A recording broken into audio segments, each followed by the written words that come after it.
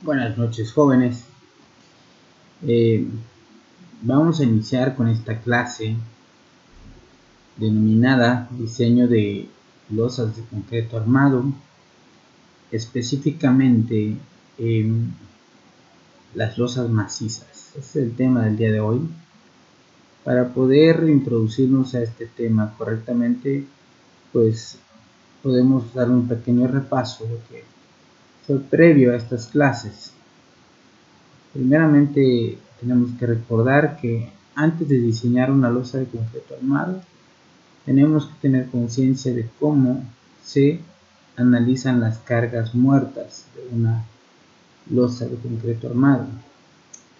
Para ello quiero recordar que en clases pasadas hablábamos que necesitamos conocer el peso específico del concreto armado, de las tejas, del mortero, del impermeabilizante, hacer operaciones algebraicas, sumas, para poder conocer cuánto tiene por un metro cuadrado de esta losa, cuánto pesa.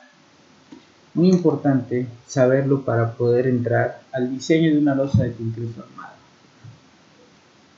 En clases anteriores les explicaba cómo se analiza este tipo de cargas en los edificios.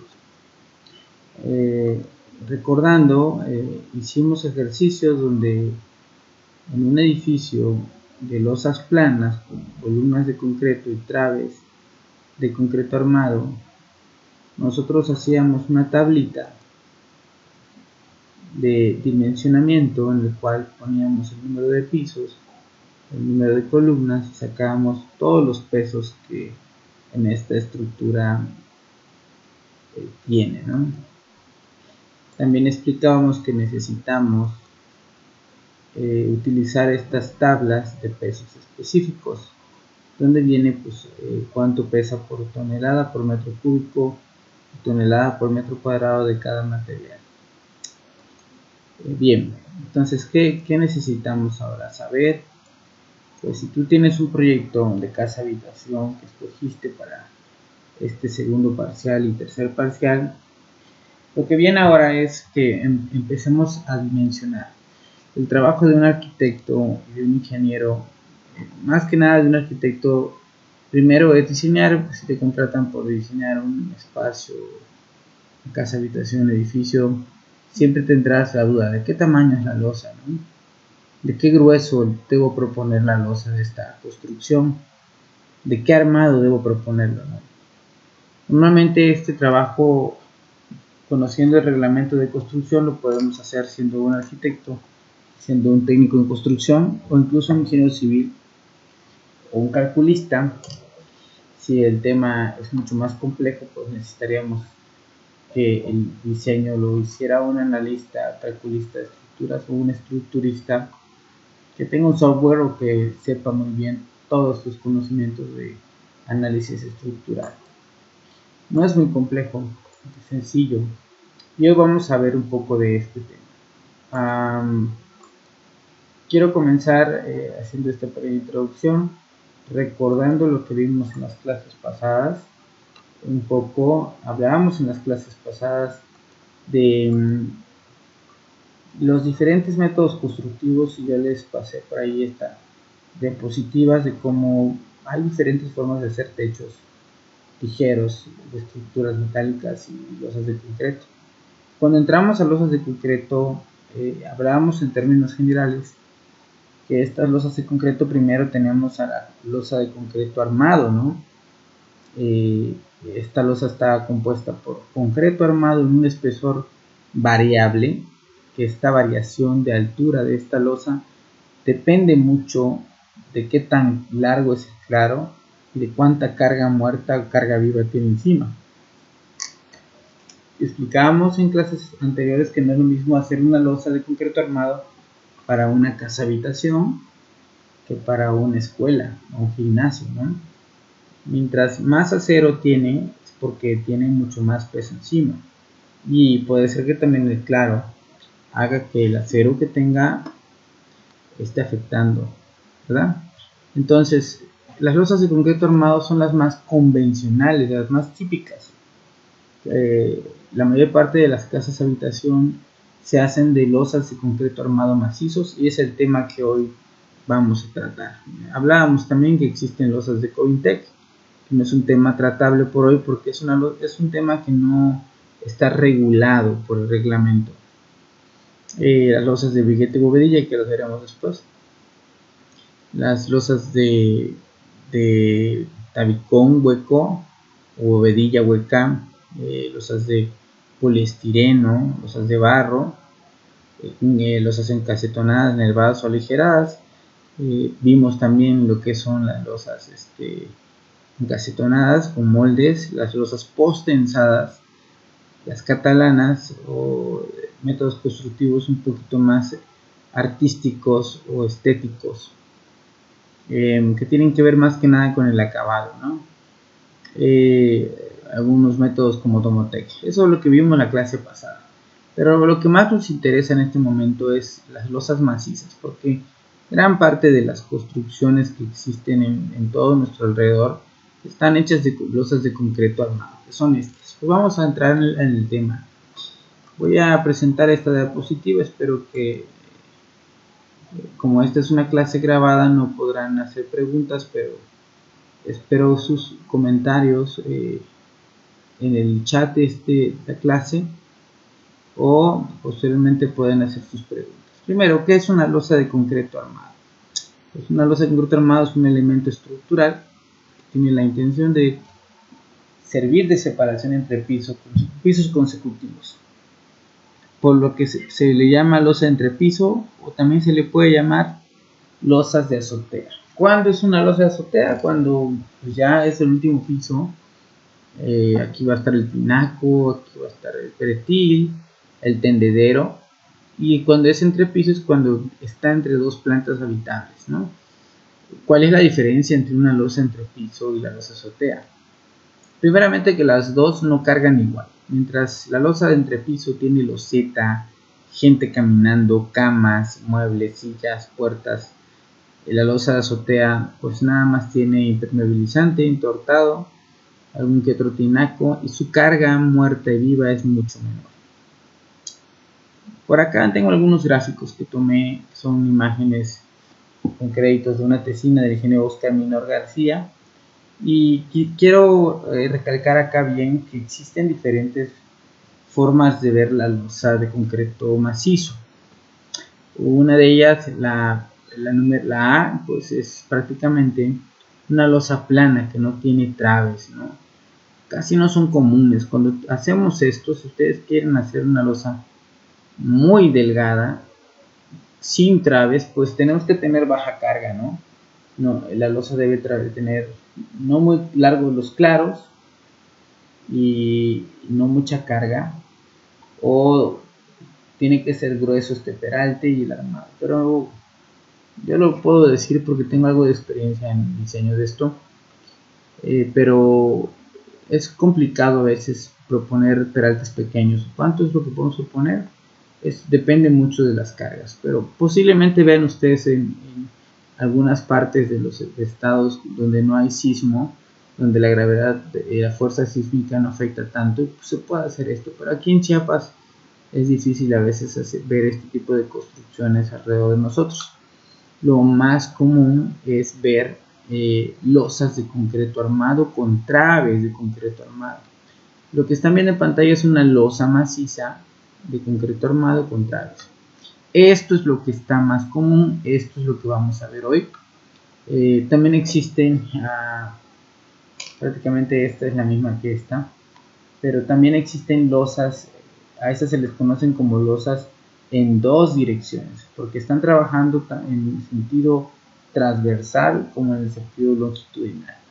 Pero ¿qué pasa si tú en tu diseño pones un montón de travesitas debajo de la losa? Y todas estas traves están trabajando también, están teniendo esfuerzos. Entonces, ya los tableros o las partes o los claros de los rectángulos que se forman debajo acá, ya son sistemas que están trabajando en losas en una sola dirección. Las losas en una sola dirección tienen sus normas o sus criterios para poder clasificarse como losas en una sola dirección según el reglamento de construcción en DEF. Por eso es que se tienen que apartar, porque su trabajo, sus fórmulas, sus cálculos son diferentes esta con respecto a esta. También tenemos las losas nervadas, ¿no? Que son estas losas que traen huecos como tipo losas waffle, que pueden ser ocupados por poliestireno, barro, algunos tabiques huecos, capiteles de concreto y traves, ¿no? Las nervaduras, que son estas líneas que están en el sentido transversal y longitudinal, no son más que traves de armado ligero, no son muy pesadas, que quedan ahogadas en concreto, y lo que hace este sistema es que es un sistema muy fuerte para la carga viva y carga muerta que se vaya a poner. Este sistema es muy diseñado para edificios, oficinas, plazas comerciales, donde hay la carga viva y muerta que está acá arriba, pues es importante, ¿no? También existen estas losas planas, que es prácticamente la misma que esta, y no podemos olvidar las losas con columnas con ábaco y capitel, que no son más que un macizo de concreto con una área amplia debajo de sobre la columna, que esto normalmente se usa cuando existen grandes cargas arriba y la probabilidad de que la losa falle por penetración de la columna es bastante alta. Entonces ustedes van a ver algunas construcciones que tenemos este elemento llamado ábaco y capitel, que es prácticamente lo que tenemos acá. Una área mayor suficiente para que evitar que el peso propio de la losa y la carga viva penetren y rompan la losa. Bien, entonces, ¿cuál es el que vamos a atender ahorita? El caso de las losas en dos direcciones restringidas por traves perimetralmente. Bien, toda esta información, esta metodología no es el invento de un docente ni tampoco de la facultad o de una escuela, simplemente que es el reglamento, es la práctica de años y años de profesionales de la construcción, arquitectos, ingenieros civiles que han puesto su experiencia en grupos de profesionales que se han dedicado a hacer este reglamento por años, ¿no? Cada sismo que pasa, este reglamento de construcción se va actualizando y va cambiando, ¿no? Ahorita la última actualización fue la actualización de 2017, que fue prácticamente ya venía haciéndose mucho trabajo del reglamento anteriormente, pero con el sismo de septiembre de 2017 pues se vieron obligados a sacarlo inmediatamente para poder actualizar todas las construcciones que estaban dañadas. El reglamento tiene sus reglas para el caso de las losas en dos direcciones. Una dirección hacia acá y otra dirección hacia acá. Bueno, ¿qué dice el reglamento? Primeramente, pues el reglamento tiene este apartado, el 6.33, y habla de las losas apoyadas en su perímetro. ¿Cuáles son estas losas? Pues son estas losas que o tienen traves en toda la vuelta de su losa, o tienen muros, ¿no? Dice, primeramente, las losas apoyadas en su perímetro, pues traen momentos friccionantes debido a las cargas uniformemente distribuidas. ¿Qué carga tiene acá arriba? Si estamos hablando de una losa de azotea, pues acá arriba tenemos un tinaco, tenemos entortado, impermeabilizante, mortero, muchas cosas, ¿no? Y si fuera losa de entrepiso, que voy a construir otro cuarto arriba, pues tenemos personas, muebles, y esas cargas son las que tenemos que aplicar. Y esas cargas están deformando esta losa o están provocando momentos flexionantes. El momento flexionante es un tema de la materia, resistencia de materiales. Cuando yo aplico una fuerza sobre una área, sobre una viga o una trave, este elemento tiende a obtener una flexión, ¿no?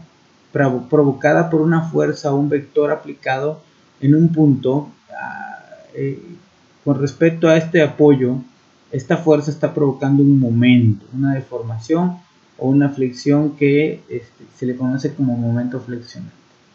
Entonces, Cuando tenemos una losa de este tipo, el primer efecto que tiene es el esfuerzo de flexión, ¿no? Entonces, lo que nos interesa o lo que el reglamento le interesa es saber si ese momento flexionante es mayor a lo que puede resistir una losa de concreto armado. Entonces, lo que vamos a hacer ahora en este método de diseño es saber cuáles son los momentos que están sucediendo para poder asignarle un armado. También el método que ofrece el reglamento nos dice cuál es el peralte o la altura de esta losa que voy a proponer adecuado para que funcione. Dice, las restricciones que tiene el reglamento dice que los tableros son aproximadamente rectangulares, ¿no?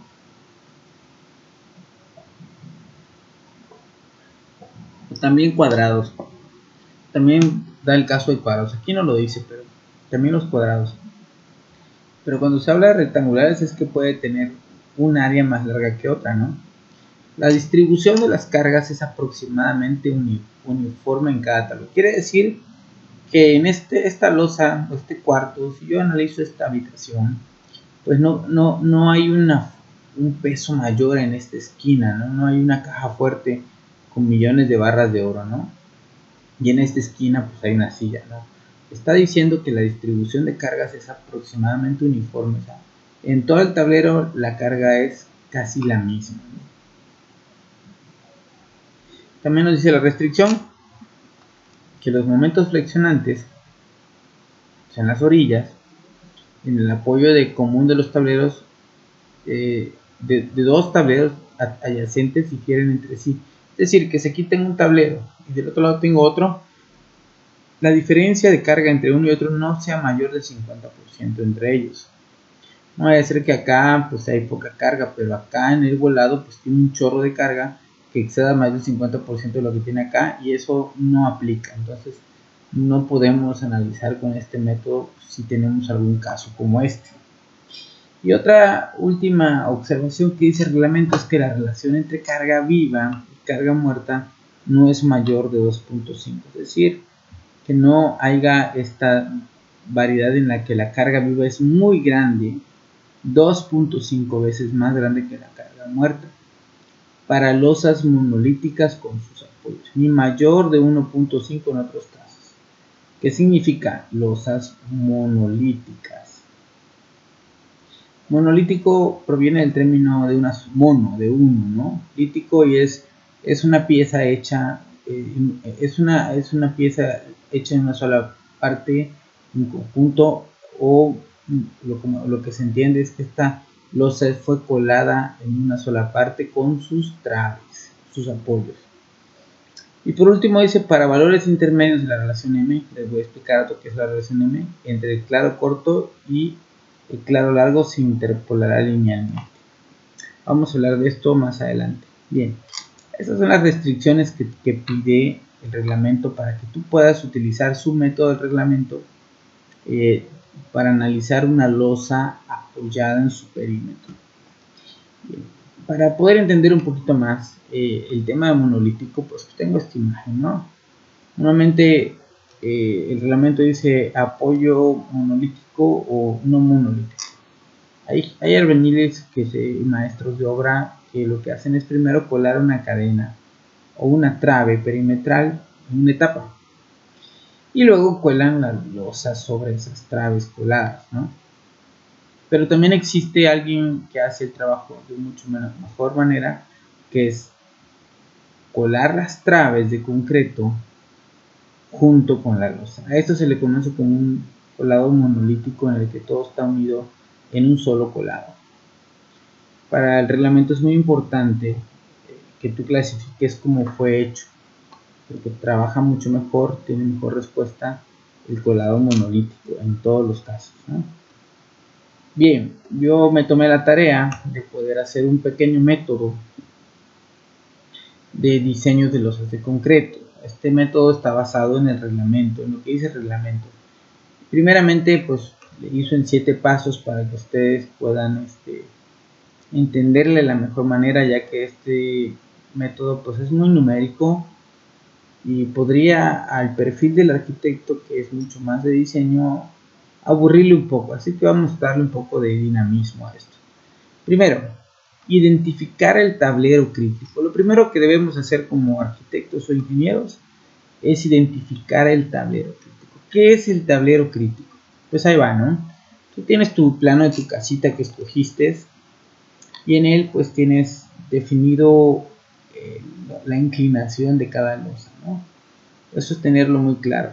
Pero voy a analizar, ¿no? Voy a decir, tengo mi casa habitación y quiero diseñar qué grueso tiene esta losa. Tú podrás decir 10 centímetros, ¿no? Pero ¿cómo saber si realmente 10 centímetros es suficiente para que la casa no vaya a fallar? Así que el primer paso que vamos a hacer es elegir el tablero crítico o máximo. Dice, se elegirá el tablero que se genera donde una losa está limitada en 4 lados por muros o traves. Bueno, el tablero a elegir será el más grande o con más área. Bien, vamos a ver, aquí tengo mi planta arquitectónica, por aquí tengo una habitación, por aquí tengo otra habitación, por acá otra, por acá puede ser que haya un baño, por acá una escalera. La escalera sube a la planta alta y se reparten las habitaciones. Pero voy a excluir de mi elección a este cuadro amarillo, porque este cuadro amarillo tiene losas inclinadas. Es esta losa que está aquí. No voy a elegir de esto porque eso requiere otro análisis diferente. Ahorita voy a analizar las losas planas, no inclinadas. Las losas planas tengo el tablero 1, tablero 2 y tablero 3.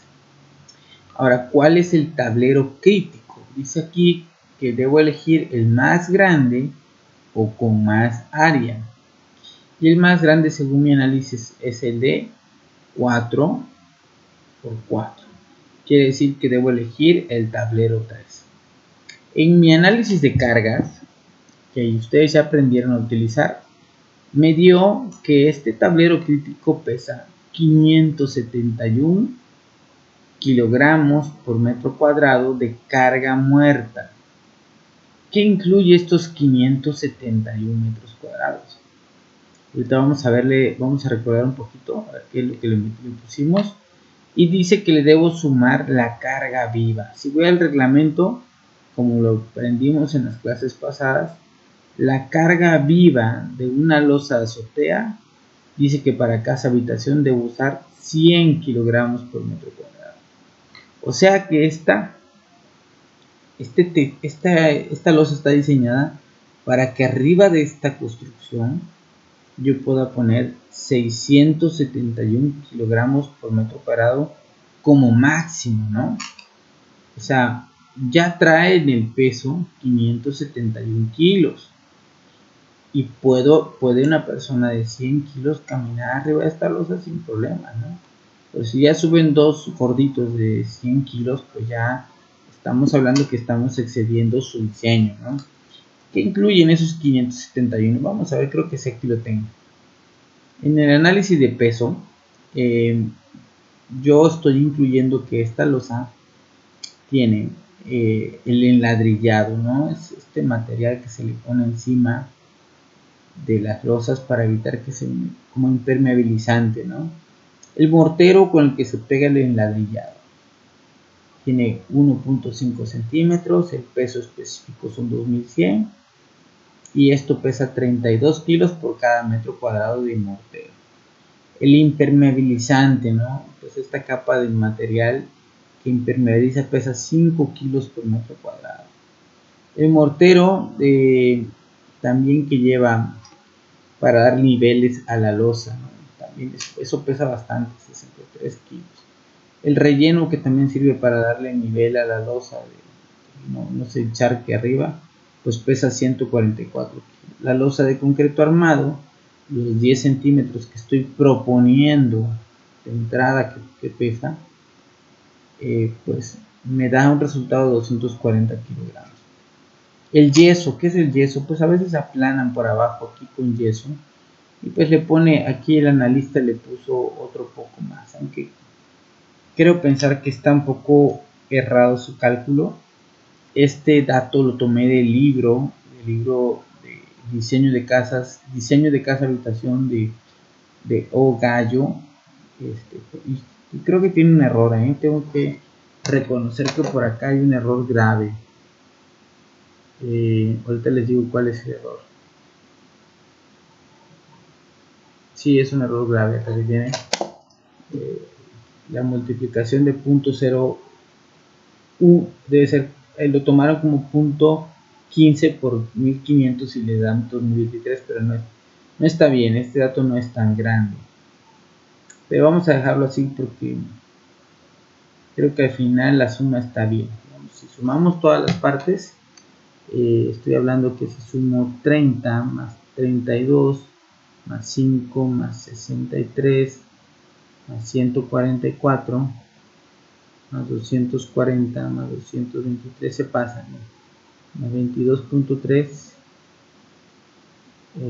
perdón, aquí está, sí, más 20 más 20, sí está mal dato aquí, pero es 22.3. Por acá también el analista le pone algo de carga muerta adicional, si las moscas. Al final su cálculo da 571 kilogramos por metro cuadrado de carga muerta de estados. Entonces, ¿qué necesitamos para entrar a revisar nuestro primer paso? Es tener claro cuánto pesa por metro cuadrado nuestra losa. Y tener claro qué tipo de losa es. Si es una losa de azotea, vamos al reglamento y le ponemos lo que dice el reglamento. El primer paso ya está. Tenemos elegido que el tablero crítico es el de 4×4. Tiene una carga de 571 en carga muerta y 100 en carga viva. Bien. ¿Qué sigue? Un momento, parece ser que mi diapositiva se atoró. Denme unos segundos mientras se destraba. Y ahorita continuamos con el siguiente paso.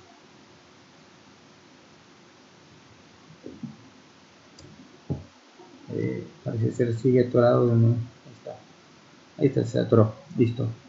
Primer paso, tener definido el tablero más grande o con más área, tener definido su peso muerto, su carga viva para saber cuánto es lo que está cargando este tablero. Segundo paso, cálculo del peralte mínimo. ¿Qué es el peralte? Vamos a recordar esto. ¿Qué es el peralte? El peralte es el grueso, escuchen bien lo que les voy a decir, es el grueso de la losa sin el recubrimiento. ¿Qué es el recubrimiento? Es la capita que por abajo se repella o la capita que recubre el armado, que hace que no veamos el armado por debajo de la losa. Vamos a entrar a detalle para ver qué es el peralte, pero ya tenemos una primera definición. El segundo paso es calcular el peralte mínimo. Dice el reglamento que el peralte mínimo necesario para omitir el cálculo de deflecciones se obtendrá de acuerdo a las NTC. ¿Qué significa NTC?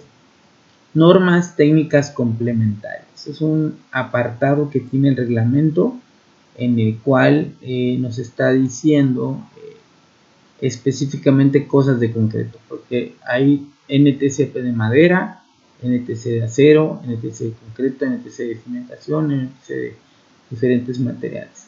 Ahora, ¿qué significa para que yo omita el cálculo de deflecciones? Calcular deflecciones es algo un poco más complejo para un arquitecto. El camino que les ofrezco es un camino fácil y seguro, ¿no? El cálculo del peralte mínimo sin cálculo de deflecciones es una práctica común que se hace y es una fórmula mucho más sencilla que meterse a calcular cosas de ingenieros un poco más complejos. ¿Cuál es entonces el método de cálculo de peralte mínimo?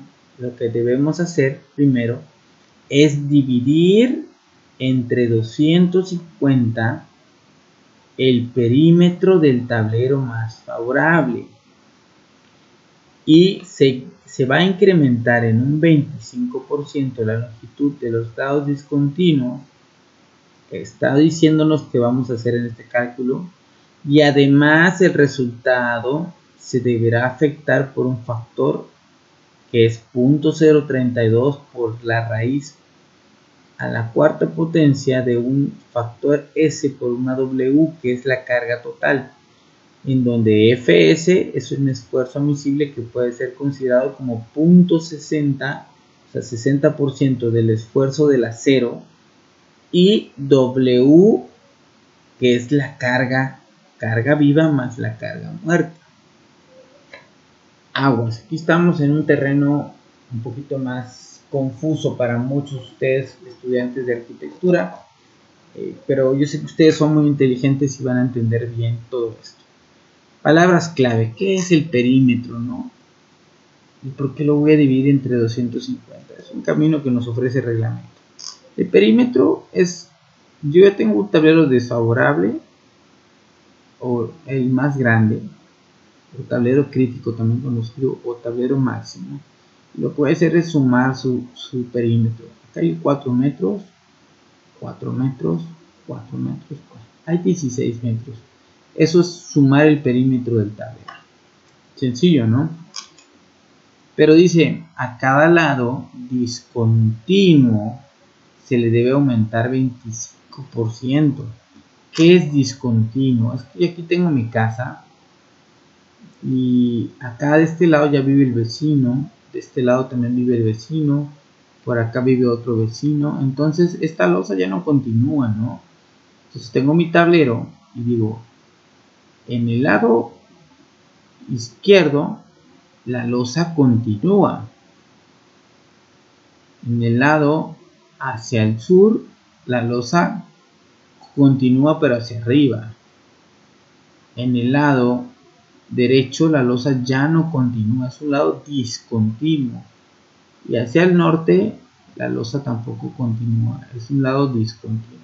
Entonces me está diciendo, mira, tú vas a agarrar y vas a sumar todo el perímetro que obtengas, pero a cada lado que tengas discontinuo ya vas a aumentar 25% su medida. Quiere decir que si yo tengo aquí 4 metros y lo afecto por un 25% arriba, pues esta medida va a ser 5 y ya no va a ser 4. Entonces eso es lo que me está diciendo acá el método.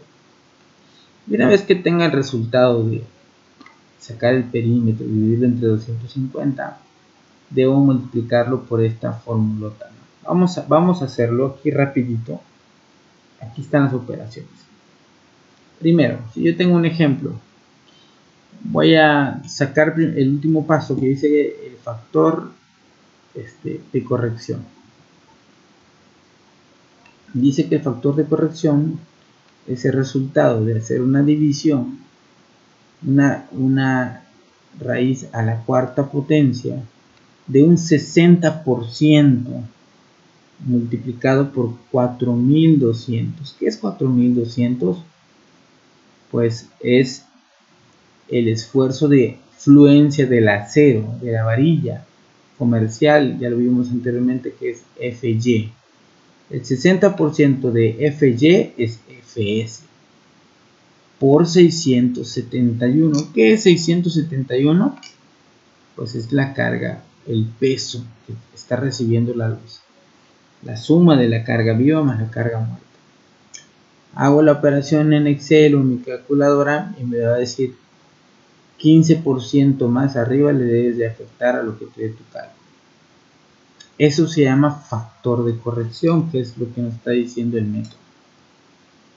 Entonces, ¿qué debemos hacer? Pues calcular el peralte, ¿no? Dice 400 centímetros más 400 centímetros más 400 centímetros afectados por un 25% arriba, más otros 400 centímetros no afectados. No pierdan la línea de lo que estamos haciendo. Estoy agarrando este tablero crítico y tiene un lado que no continúa, un lado discontinuo, otro lado discontinuo y otro lado discontinuo. La discontinuidad tiene que ver que la losa ya no continúa. Aquí la losa murió en esta pared ya no continúa, la que está acá. Aquí vive el vecino, ya no continúa la losa, y de este lado tampoco. 3 lados discontinuos tiene esta propiedad, por eso los 3 lados que tengo acá los estoy afectando por un 25%, más un lado que no está afectado. Lo divido todo entre 250 y me dice, mira, tu peralte de tu construcción debes hacerlo de 7.6 centímetros. Pero aguas, tenemos que afectarlo por el factor de corrección. Quiere decir que 7.6 por 1.15, aquí está, 7.6 por 1.15 más 2 centímetros de recubrimiento, que ese recubrimiento pues es de la varilla del acero que tengo acá, 2 centímetros más abajo todavía, y me dice, tú debes hacer esta losa de 11 centímetros de alto. Hasta acá, jóvenes, es importantísimo que ustedes sepan cómo aplicar o cómo calcular el peralte de una losa convencional. En resumen, que necesitamos tener claro cuánto miden los lados de este tablero, saber cuál es su condición, si son continuos o discontinuos, conocer el tablero desfavorable, saber cuánta carga tiene encima, para poder saber de qué espesor lo voy a construir. Bien, les recuerdo que quienes tengan dudas pueden acercarse conmigo y plantearlas en el chat, o ya sea de manera abierta en las próximas clases. Bien, hay algunas restricciones que marca el reglamento. Por ejemplo, dice, para que tú aplicas estas fórmulas debes de tener primeramente cargas abajo de 380 kilos. Puedes aplicar el perímetro entre 250 o el perímetro entre 170, depende del cemento, el concreto que estés usando, siempre y cuando se cumpla esta condición. Quiere decir que 4200 por .60, que estés todavía dentro del margen de esto, menor de esto. Pero si tienes, si no se cumple con esta W, la carga es más grande que el 380, entonces dice el reglamento, puedes aplicar el perímetro corregido entre 250, que es lo que estamos haciendo ahorita, aplicar el perímetro corregido entre 250. También nos está diciendo que debes afectar el 1.25 a los lados discontinuos en losas monolíticas. Esas son las restricciones que tiene el reglamento para aplicar estas fórmulas. Ahora, ¿qué es lo que sigue? Según nuestros pasos que acabamos de escribirlo, ya hicimos el 1, identificamos el tablero crítico, hicimos el 2, calculamos el peralte mínimo, hicimos el 3, calculamos el factor de corrección de peralte. Ahora vamos con el número 4. ¿Qué es el número 4? Es identificar los momentos máximos. ¿Para qué nos servirán los momentos máximos? Pues queremos saber, para poder proponer el armado, cuánto armado debo ponerle a mi losa.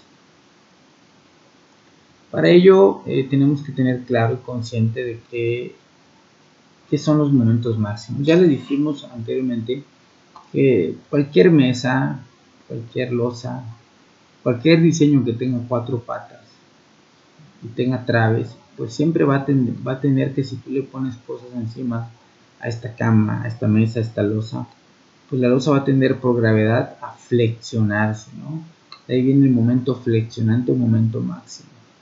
Y normalmente lo que sucede es que en medio de la losa se da el momento máximo, mero y medio, lo que provoca momento positivo, ¿no? Según lo que vimos en clases de resistencias de materiales con los diagramas de cuerpo de cortante y de momento máximo, estos sistemas convencionales ocasionan estos diagramas de momento, ¿no? Donde el centro se da el momento máximo y en las orillas se dan los momentos negativos.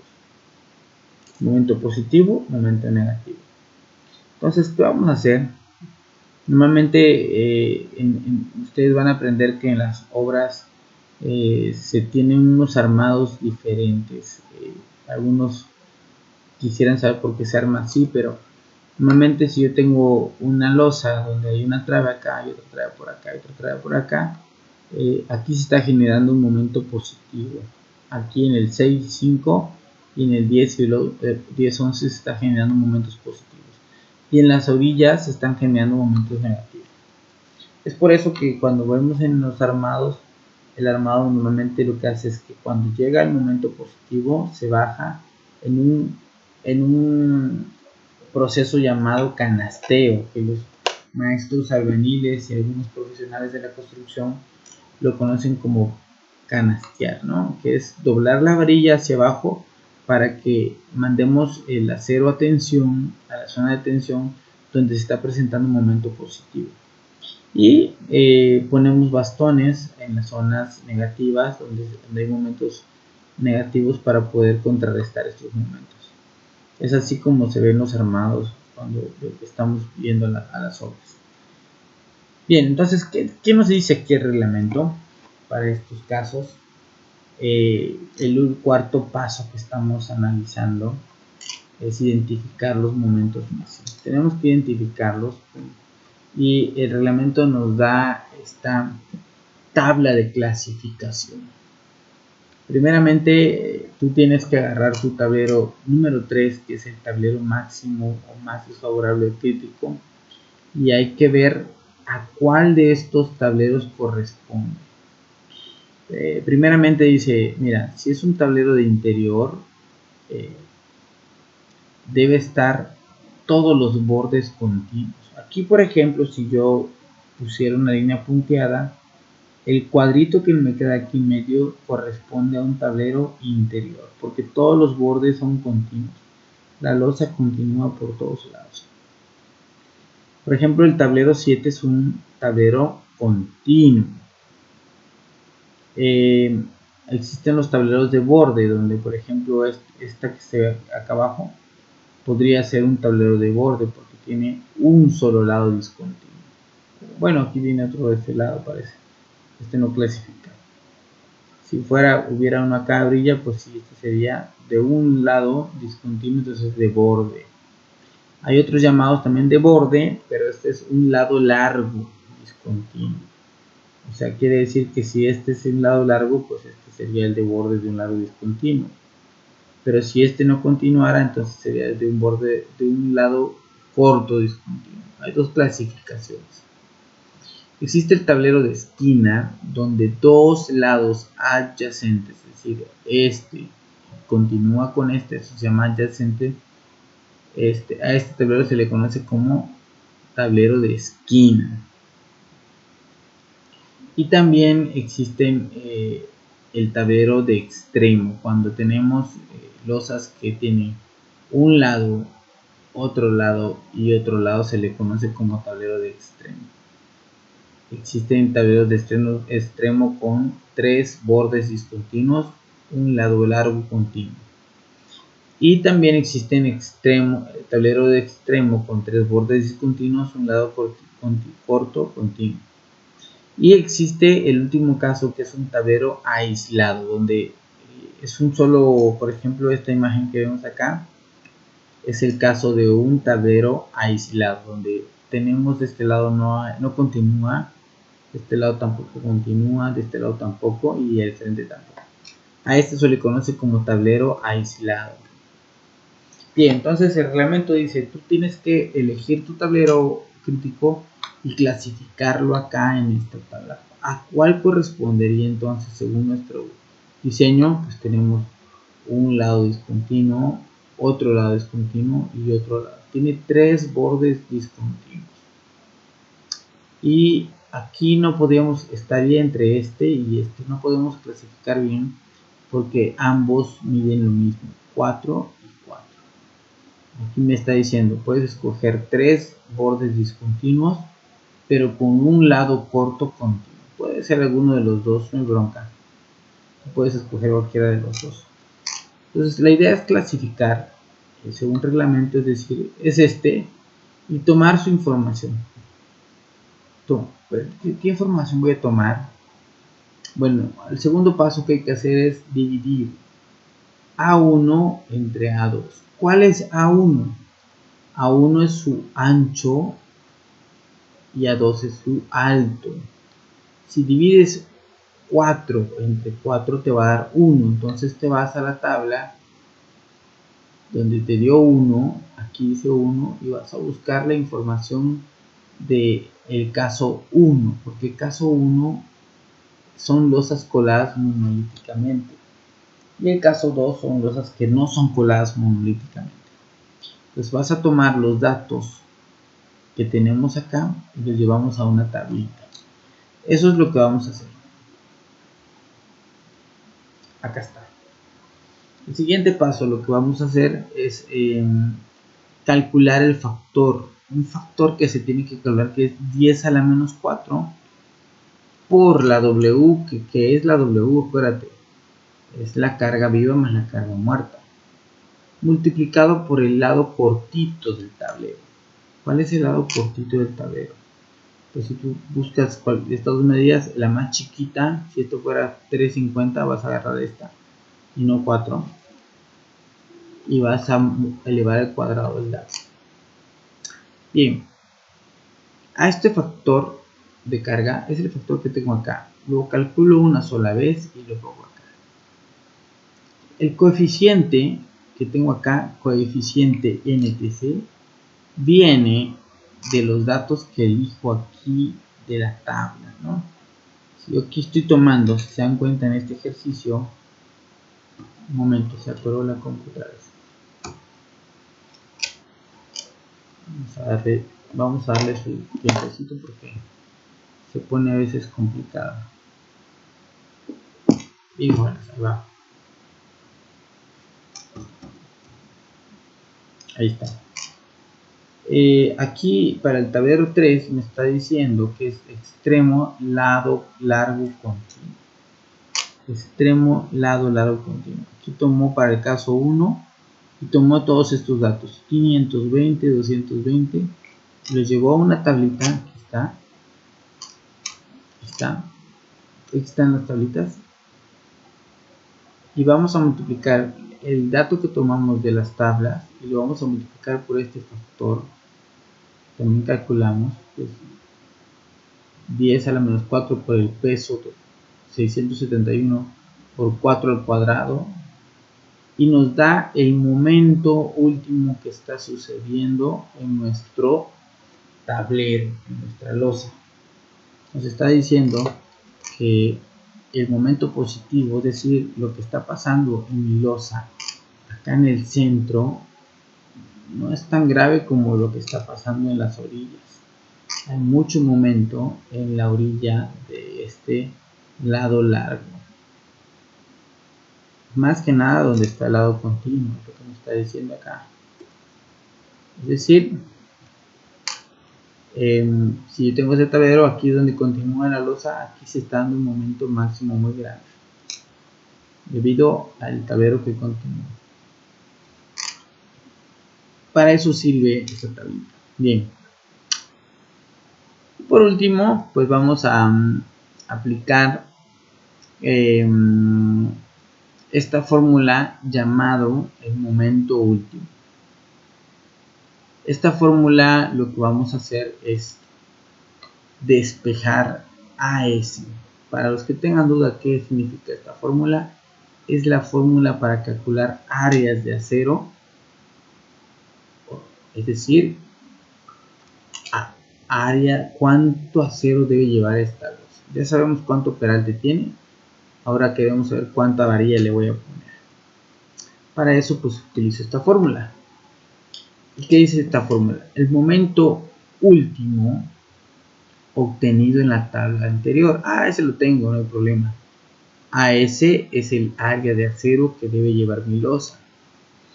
FR es un factor de reducción de concreto a flexión. Es decir, ¿Qué significa un factor de reducción? Es que en concreto puede fallarnos en el proceso de hacerlo, y el reglamento dice: si te falla, no hay bronca, bájale un 10%, así que tu factor de reducción debe ser al 90%. Fy es el esfuerzo de fluencia del acero, de la varilla que estás usando. J es un factor asignado que normalmente es 0.90, y D es el peralte efectivo de la losa que acabas de diseñar. El peralte, de ahí vas a tomar el dato. Es así como tú despejas AS, y todo esto que está multiplicando pasa dividiendo, y nuestra fórmula queda entonces como el área de acero es igual a dividir el momento último, este valor que tengo acá, entre 0.90 por 4200 por 0.90 por los 9 centímetros que me dio, es 7.6 por 1.5 sin el recubrimiento, 9 centímetros. Así es como al hacer estas operaciones y dividir el momento entre todos estos datos, me va a decir cuánta varilla lleva esta losa. Y el resultado es que voy a hacer un diseño de una losa con diferentes varillas. Algunas bajan hacia abajo, otras se van arriba, pero este resultado lo obtengo de analizar los números. Bien, por acá tengo un ejercicio. Ya casi estamos terminando, chicos. Espero que esta clase les vaya gustando. Y aquí tengo una tablita Excel que les voy a hacer llegar a ustedes para que se apoyen. En ella pues tomé los datos más importantes de este último paso. Primeramente, tomo los datos de la tabla. Recordemos que la tabla del reglamento me está diciendo, esta tablita que está aquí, una vez que clasifique mi tablero, tomo los datos de la tabla. Tomé los datos de la tabla del caso M1, 1, 570, 220. Lo puedo llevar a una tabla Excel, 570, 220, 220. Y puedo calcular mi 10 a la menos 4 por W a la A2. Por supuesto, aquí hago un cálculo. La W que tengo para mi caso es 445, carga muerta más carga viva, por el factor 10 a la menos 4. Mi claro corto es de 6 y mi claro largo es de 8. O sea que hago la operación en 8. Así es, hago la operación y me da un factor. Aquí meto mi tablita y ahora sí multiplico el factor por los coeficientes de norma técnica complementaria y encuentro el momento último. Posteriormente voy a dividir con esta fórmula que les acabo de mostrar ahí en internet, en las diapositivas. Voy a calcular el área de acero y me dice la fórmula: tú divide el momento que te dé último, aquí está, momento último, entre el FY, el FR, el peralte que tengas, y lo multiplicas por 100 para hacer centímetros. Y me dice cuánto acero debo poner en centímetros cuadrados en mi losa. Yo lo convierto en varillas de 3/8, dividiendo entre 0.71, y me dice: debo poner 5 varillas, 6 varillas en este lado de la losa, lado largo. En el lado corto debo poner 2 y en el lado positivo debo poner 4. Entonces yo hago mis operaciones de dividir entre